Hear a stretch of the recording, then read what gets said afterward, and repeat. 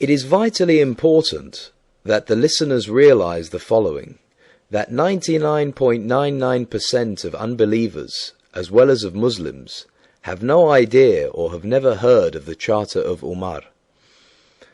After the rapid expansion of the Arabian Mohammedan dominion in the 7th century, Mohammedan leaders were required to work out a way of dealing with non-Muslims, who remained in the majority in many areas for centuries.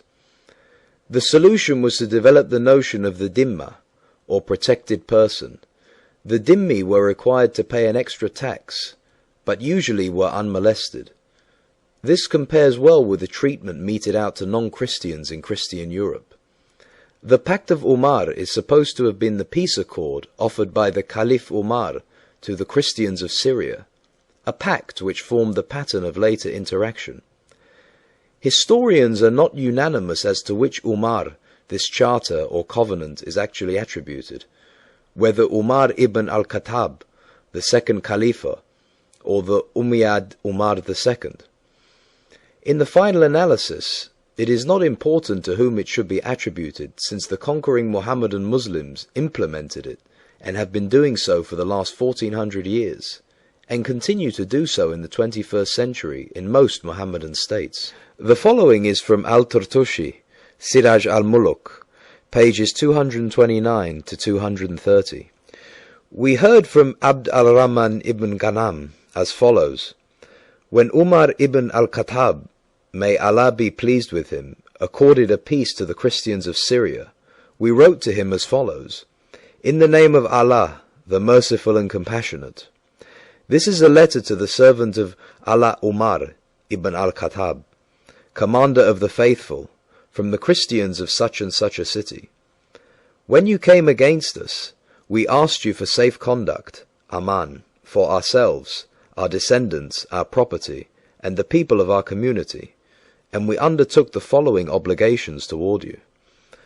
We shall not build in our cities or in their neighborhood new monasteries, churches, convents, or monk cells, nor shall we repair, by day or by night, such of them as fall in ruins or are situated in the quarters of the Muslims.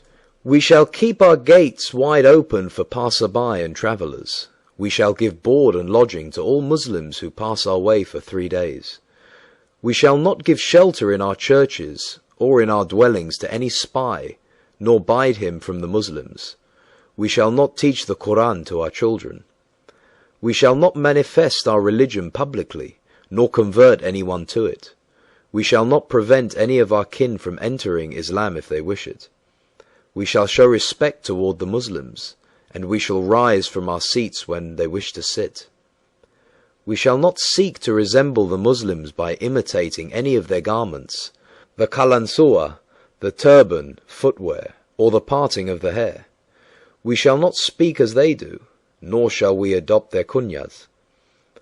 We shall not mount on saddles, nor shall we gird swords, nor bear any kind of arms, nor carry them on our persons. We shall not engrave Arabic inscriptions on our seals. We shall not sell fermented drinks. We shall clip the front of our heads. We shall always dress in the same way wherever we may be, and we shall bind the zunah round our waists. We shall not display our crosses or our books in the roads or markets of the Muslims. We shall use only clappers in our churches very softly. We shall not raise our voices when following our dead. We shall not show lights on any of the roads of the Muslims or in their markets. We shall not bury our dead near the Muslims. We shall not take slaves who have been allotted to Muslims. We shall not build houses overtopping the houses of the Muslims. When I brought the letter to Umar, may Allah be pleased with him, he added, We shall not strike a Muslim. We accept these conditions for ourselves and for the people of our community, and in return we receive safe conduct. If we in any way violate these undertakings for which we ourselves stand surety, we forfeit our covenant, dhimma, and we become liable to the penalties for contumacy and sedition. Umar ibn al-Khattab replied, Sign what they ask, but add 2 clauses and impose them in addition to those which they have undertaken, They are, they shall not buy anyone made prisoner by the Muslims, and whoever strikes a Muslim with deliberate intent shall forfeit the protection of this pact. It is imperative that our listeners comprehend the following. 1. The Mohammedans were imposing degrading and discriminatory rules on the conquered peoples in their own homeland by the aggressors. 2.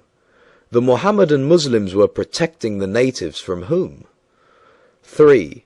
Every condition above represents utter contempt for the religious beliefs and feelings of the subjugated peoples, for their culture, their heritage, and their dignity.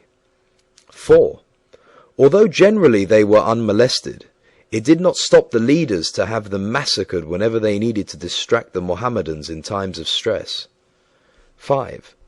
While the Mohammedan Muslims in the majority of their countries continue to implement many of the above against all unbelievers, they, with an obscene degree of hypocrisy, demand all human rights in the democracies, and at the same time, disloyally intend to bring down the institutions of the host countries to their abysmal level of intolerance, ignorance, and stupidity.